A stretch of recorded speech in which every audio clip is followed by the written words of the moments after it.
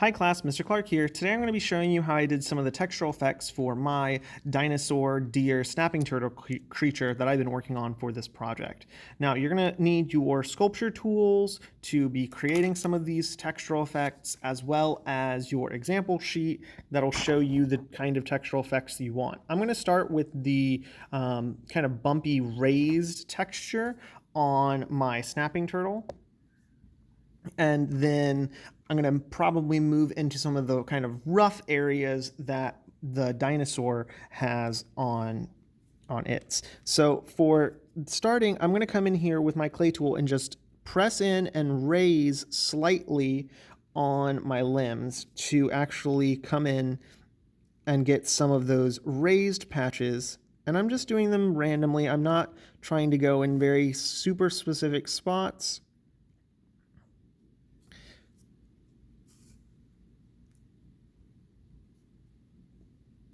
To create that raised look on various parts of my snapping turtle. And those look pretty good. There aren't a ton of them, so I don't need to worry about making lots and lots of those little bumps. And I'll go back here and work on my hind leg as well, coming in here and pressing up.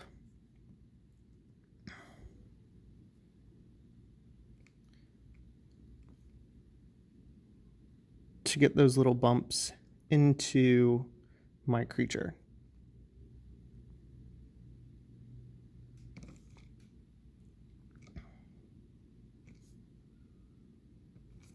And that looks pretty good. I've got lots of little bumps that I can use for the texture on this side. Now, what I'm going to do next is actually come in and start just scratching up the area to give it kind of a rough skin that the dinosaur might have. I don't want it to be super smooth, so I'll come in with my needle tool and just kind of start coming in and sculpting some lines. If I go over some spots that already had one of my little raised spots, that's fine. I'm not too worried about it. Just come in and just kind of scratch up this whole area, basically trying to make it so it's not super smooth anymore. So just scratching around, come in, making sure I'm not really hitting the parts that I don't want to. And then I'll come back and actually cross-hatch my scratches coming in the other direction to finish off that particular texture to make it look really rough.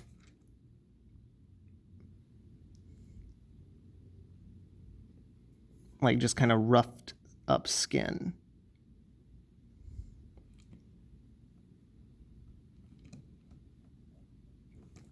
And if you have some extra spots that just have a lot of excess, you can just peel those off and come back and add a little bit more with your needle tool. And I like to bring it down into the roughed areas of the feet. And try not to touch your creature if at all possible, because as soon as you start touching it, you're starting to take away a lot of the nice texture that you were able to create. Also remember that he is a 3D creature, so be rotating and turning and making sure to come in and get all of the three-dimensional aspects of your creature as well. I wouldn't worry too much about the underside of your creature, just worry about the tops and sides and things like that. Then I'll make sure to be coming in and going over with both legs, coming in and blending into the areas that I've already done to make sure that anywhere that I want this roughed up texture, my creature has it.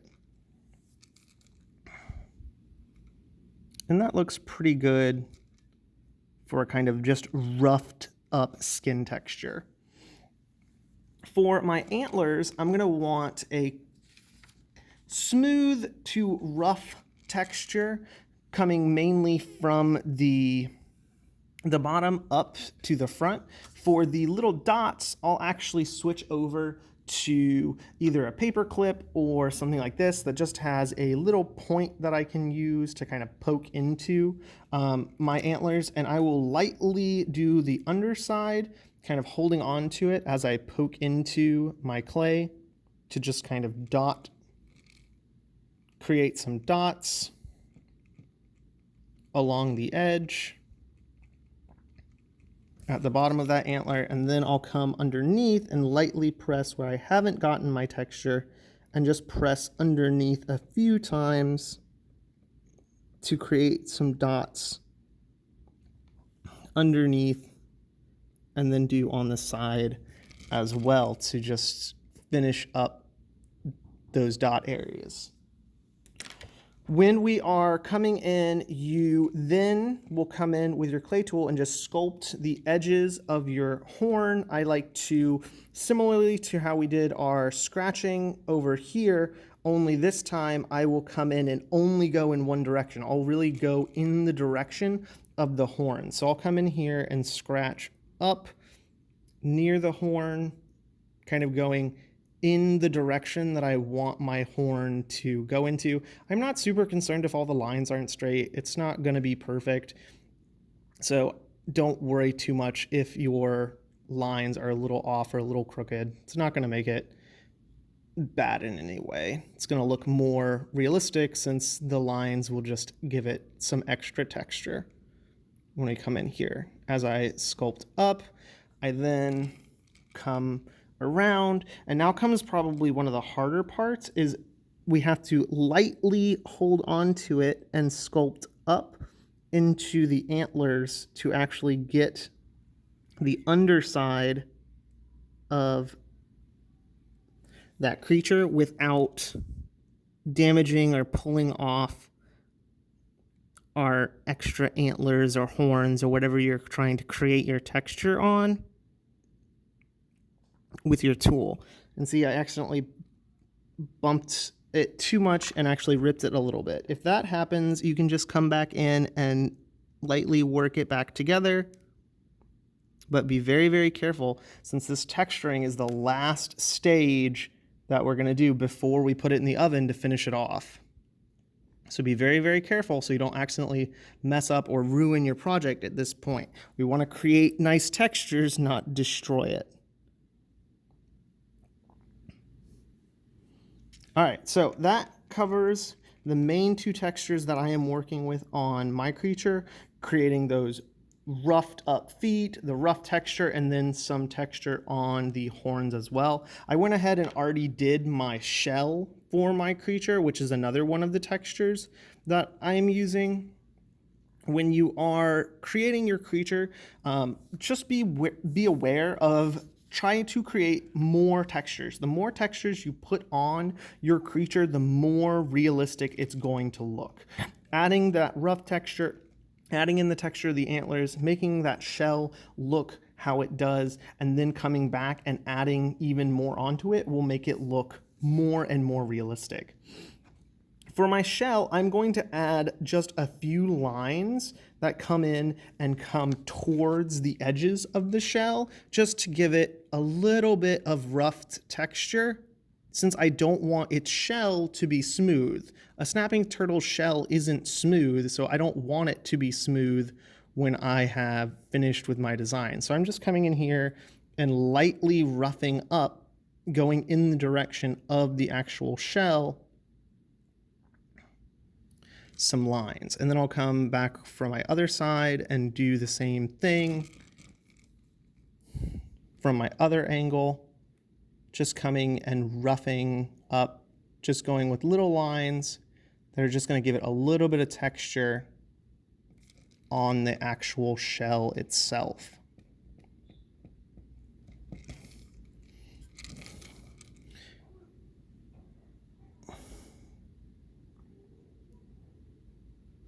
And these little textures, these little things that we're doing right now really make a big difference on the lifelike appearance of your creature, making it look more like it could exist in some kind of fantasy world or even in this world, depending on what your creature is and how you have decided to make it So I'm coming in here, a little bit of those hatching lines to try and get it to look a little bit more realistic. And since I don't want the lines kind of in the middle, I'll come down and just add a little bit more texture right towards the edge to give that shell a little bit of a roughed up kind of look. And then I'll do the same thing for this other side as well, really quickly coming in, going around all of those parts of the shell, just putting a little bit of texture. This doesn't take long, but it does make a huge difference on the look of your creature. And once you've gotten all of those spots done, your creature will significantly look more lifelike than if you hadn't added any of that texture into it in the first place. It's one of the things that will really just make your whole project so much better, adding in these various textures all over your creature.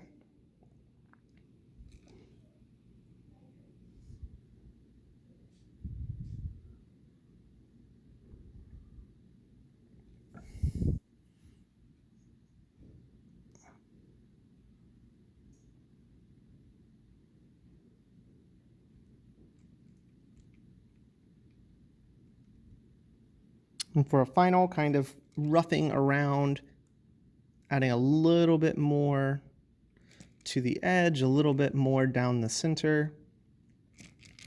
And then I think the rough textures on my shell are finished. Once again, I'm not trying to create anything super complicated, super detailed. It's just a roughing up so that it's not smooth. That said, I do want my outline of my shell to be smooth. So I've made sure not to hit that with any of my texture, since smooth can be one of your textures. You really want to try and get at least 3 different textures on your creature. That'll definitely help make it look much more realistic. All right, that's all for this video, and I'll see you guys in the next one where I show you how we're going to paint our creatures or pre-paint our creatures before we start painting them in full detail.